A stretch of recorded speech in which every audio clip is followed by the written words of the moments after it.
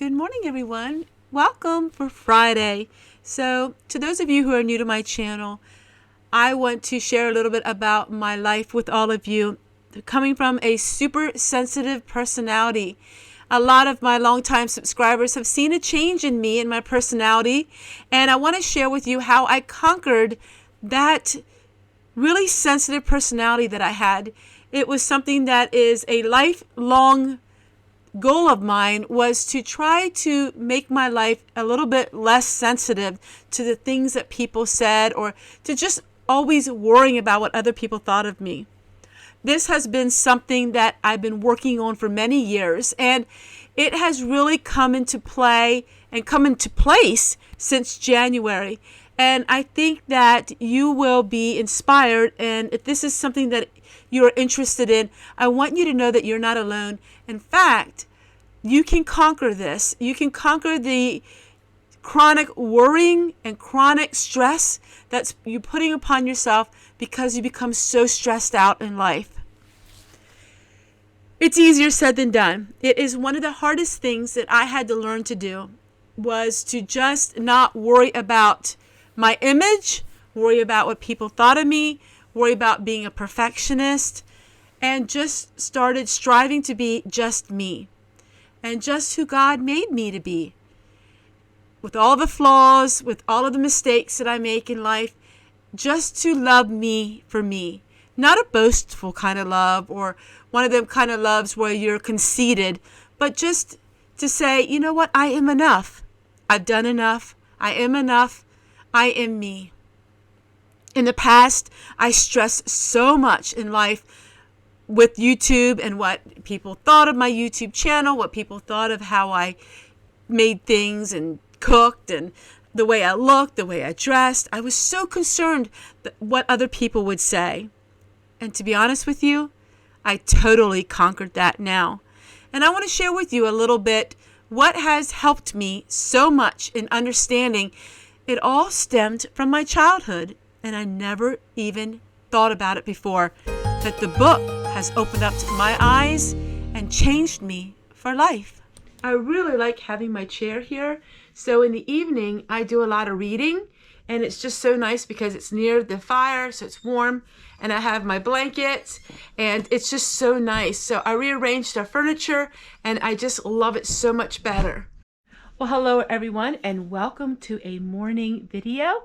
This is on the lazy boy with Tessie. So many times I hear people say, like, on the sofa with so-and-so, and they talk a little bit. So today is going to be this unedited video for all of you. I'm just going to sit back. Now, we changed our furniture, and you may have not seen that video yet, or you may have seen it. I'm not sure, depending how quickly this one comes out. But I moved the lazy boy here. It's so nice. It's right behind me is the fire, which is so comfortable. And today I want to talk to you a little bit about what has been inspiring me, and a little bit about our low spend. I don't say no spend because we do spend money, but much lower, and how I'm becoming more appreciative of the things that I have. So the first thing I want to talk about is this book. I did mention this before, The Highly Sensitive Person. I read through this book. I'm reading it for the second time. That's how good this book is. Now, it is a secular book, so it's not based on anything scripture. So there are some chapters that I do not, because it's more about New Age type thing. But what I really liked was the beginning of it. It talked about how your childhood can reflect on your sensitivity as an adult, and how so much of your childhood can stem from what you deal with in your older life. And that's one thing I really didn't think about before. So what I am also want to share with you is how they said about rest. And this is something that I've done very different than I have ever done in my life before.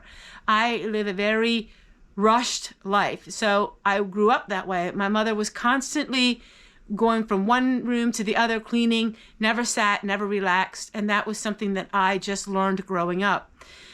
Well, in here, it talks about, first of all, people with highly sensitive spirits, they need sleep. But it goes on and it says about resting, and how resting is not sleeping, but you can have the same benefit. And let me explain. So sleeping, of course, we need our sleep, but resting is so important.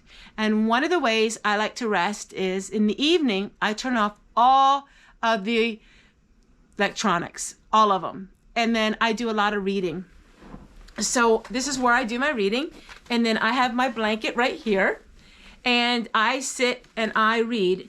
I have a light that is hooked up to our solar unit. And that way we have free lighting. And I read. I read up until bedtime. That gets me ready for sleep. And so another thing it talks about is insomnia can be a problem. I don't have that since I stopped with all of the external stimuli of just the blue light and the computer and all of that. So that was something I really learned about rest, and how rest doesn't necessarily mean you have to sleep. Just rest. And I take time now in the middle of the day, and I will stop and I will rest. Just look at a book, look at magazines. And I bought myself so many different books for my birthday and for Christmas that now I'm enjoying those books. And I think for me, what I learned was if I have too much stuff, I don't end up enjoying everything like I could, because it's so much of it that it gets overwhelming. So I did change my whole spending, change my whole philosophy. I always thought when I was living bare minimum that it would be fun to have stuff. And then when I got the stuff, I realized the stuff wasn't quite as fun because it became overwhelming to me. And then I got this book long ago. We're talking long ago. And I didn't really have a chance to read it. And this is from the Amish. And it is the Homemaker's Handbook. It's very interesting, but at the back of it is what I like, because the back of it had scripture. And so what I'm doing is I'm taking the scripture and trying to imply that into my life. One of them is, be ye kind to one another. Now that sounds really simple and easy. And it is, unless you are a YouTuber and you have people that have mean comments that are just derogatory or nasty. I learned to pray for them and think about maybe what they're going through, and just praying that the Lord would convict their spirit, and also the Lord would make himself known to them. And there's just really neat. In the back it says, be somebody who makes everybody feel like somebody. And everybody's important. Everybody has gifts and talents.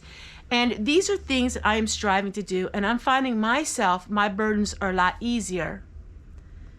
Always be kind, for everyone you meet is fighting a battle you know nothing about.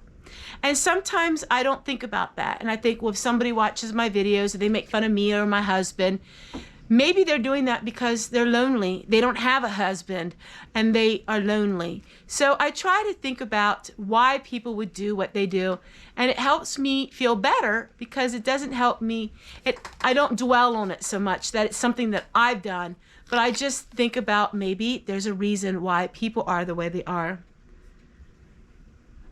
People will forget what you did, and people will forget what you said, but they will never forget how you made them feel. And everyone deserves to feel loved, and everyone deserves to feel appreciated.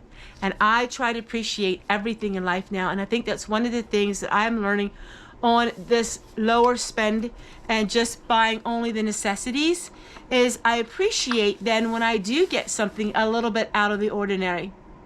It's like this. If you have ice cream every single day of your life, ice cream is probably not very special. But if you only have ice cream maybe once a month, it's really special. That's how it is with everything with me, and I'm learning to appreciate things so much more. And then they talk about gratitude.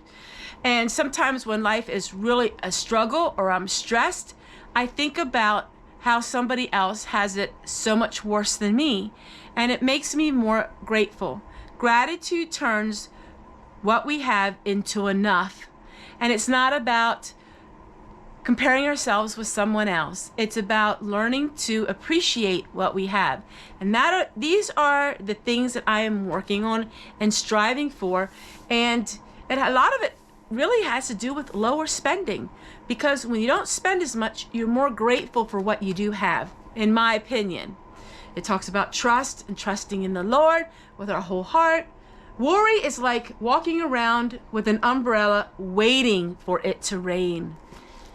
Seriously, how many times do you see people walking around with an umbrella when it's a beautiful day?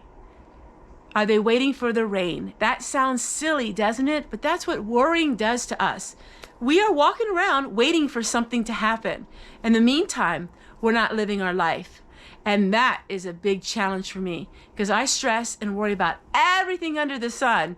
I come up with all these scenarios of things that will never happen. And I wasted all of that time worrying when I could be truly living. I hope this little 8-minute talk has inspired you and helped you feel that you're not alone in your struggles of your everyday life, because I want you to know that I'm right there with you and we will work on this and walk this journey together.